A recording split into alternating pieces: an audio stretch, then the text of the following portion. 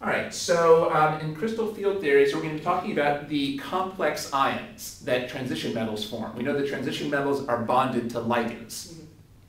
So how are we going to model those bonds with the ligands? Well, I think I mentioned last time that depending on the application, you might model those as covalent or ionic bonds. Well, in crystal field theory, we model it as ionic. So we're going to model the bonding in the complex ion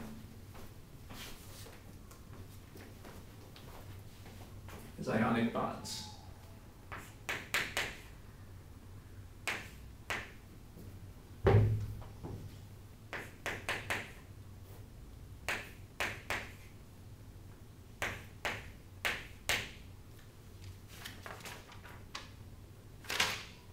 So here is a complex ion. The ligands here are the cyanides, and we're going to model those as ionically bonded to the iron.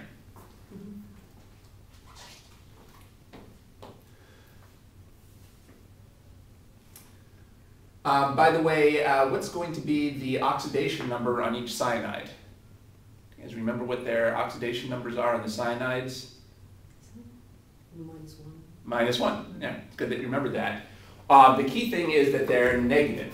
And if you think about it, of course, the oxidation numbers on the transition metals tend to be positive because that's the definition of a metal. A metal loses electrons to become positive. So the ligands will pretty much always be negative. So if we have, and remember I said that we were going to model this as ionic. Well, in our ionic model, the metal in the center will be positive and the ligands will be negative. So we're going to have negative ligands and a positive transition metal. That's right. If you went ahead and worked that out, as we saw how to do this last time, we would get this as +3 charge overall. Okay, but the key point I wanted to make just now is simply that the ligands will be negative.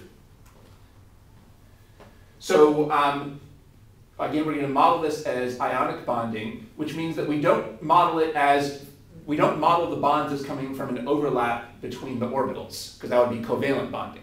Covalent bonding is when you overlap an orbital from the metal with an orbital from the cyanide. But that's not the model we're going to use here. We're not going to have an overlap of orbitals. We're just going to have a charge on this that's attracted to the charge on this. It's attraction. It's not transferred out. Like, because isn't an ionic bond is when you transfer? So we think that this has transferred electrons to here, and then the bonding comes from the attraction between the positive and negative charges. We're not going to model it as overlap between orbitals, because that would be a covalent model.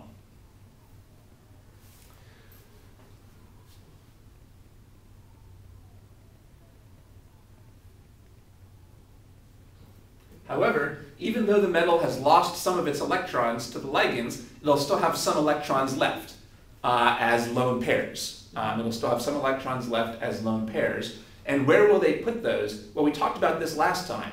We talked about where do the valence electrons go in transition metal cations. What type of orbital do the lone pairs go into?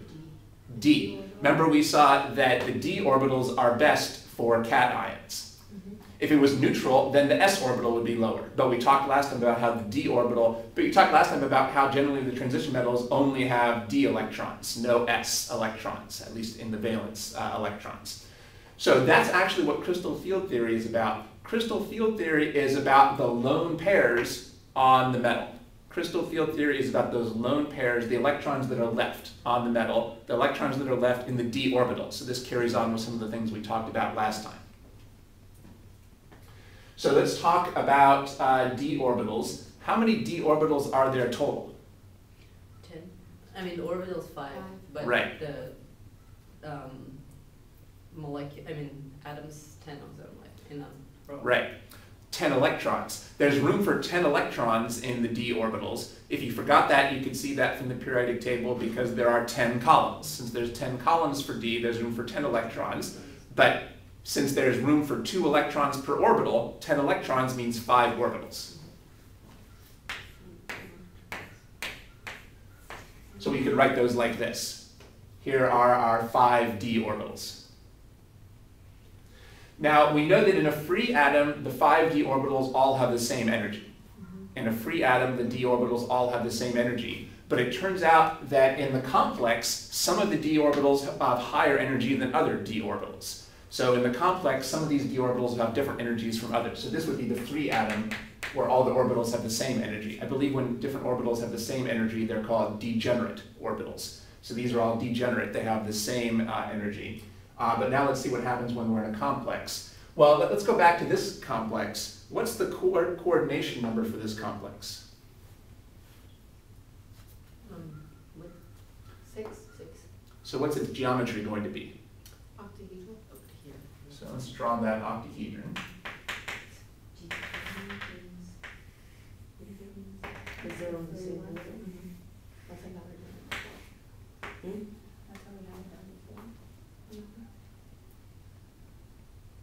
We saw last time that this is a good way to draw an octahedron. We talked about how these wedges mean bonds that are coming out of the board towards you, and the dashes mean bonds that are going into the board away from you, and these solid lines are in the plane of the board.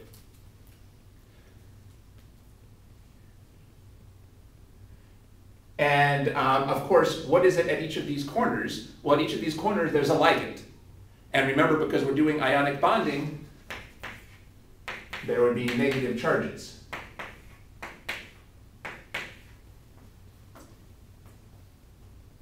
There. Remember that maybe we shouldn't really think of these as bonds, because we're not thinking of these as covalent bonds anymore, but I'm still going to draw the wedges and dashes just so we can see what the geometry is, so we can see where the negative charges are. So here's where the negative charges would be. Now, let's think about the d orbitals. So let's see, d orbitals are not that easy to draw. But for example, we might draw one set of d orbitals, say the d xy orbitals. So one set of d orbitals looks like this. Draw this.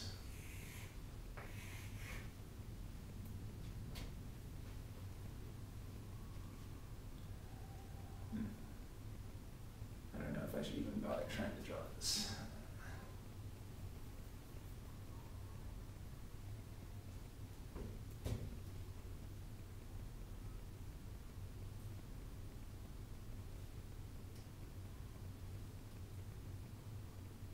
Yeah, I'm not going to bother trying to draw the three-dimensional picture. Instead, let's take a look at these pictures in the book. Okay, so here's a picture of all the different types of d orbitals. You might remember from general chemistry that there are these weird names for the d orbitals. dxy, dyz, dxz, dy squared, this weird one, dx squared minus y squared. No, anyway, notice how they've drawn these all in octahedral structures. They've drawn the 6 corners. Now, remember, what do we have in the d orbitals? We have the lone pairs. In the d orbitals, we have the lone pairs. And what do we have at the corners of the octahedron? At the corners of the octahedron, we have these negative charges from the ligands. Now, are the lone pairs going to want to be close or far from these ligands? Far. Because they're all negative, right? Electrons want to be far away from other electrons. So that's one of the keys here. The lone pairs want to be far away from these ligands. So do the d orbitals want to be pointing towards or away from the ligands? Away. Yeah, it's better for the d orbitals not to be pointing towards the ligands, because then you have an overlap between the lone pair and the ligand. So we don't want the d orbitals to be pointing to the corners. We want them to be pointing between the corners. Let's look at this dxy picture. It's a little bit hard to visualize this still, but do you see how in the dxy picture, none of the bubbles is pointing towards a corner? Instead, they're all pointing to the lines between the corners. Oh, okay. All these are pointing to lines between the corners, so would that make this relatively happy or unhappy? Happy. Happy. That's why, so dxy would be relatively low in energy. Okay. How about the dyz? Are these pointing towards the corners or between the corners? Between, so that would be happy. Here's the dxz. And this is a little bit hard to see even in this picture, but these are still pointing between the corners, not towards the corners. Like above and below, right? Okay. Yeah. It goes like towards us right now. Yeah, that's right. So this top bubble here is pointing towards us and up, but it's not pointing straight up towards that corner. Oh, okay. That's I know. On the other hand, take a look at the dx squared minus y squared. Are these pointing between the corners or towards the corners? Towards the corners. Yeah. Every single bubble is pointing towards the corner, so these lone pairs would be overlapping with the ligands and would be unhappy. So would this be high or low energy? The high energy. High energy. And finally, the dz squared has a different pattern than the others. But does this have any bubbles that are pointing towards corners? Yeah. This is the easiest to see. You can see in the dz squared, the top bubble and the bottom bubble are pointing straight towards the corners. Those are not happy too. That's right. So how many high energy? 2. 2. And how many low energy? 3. 3. Okay.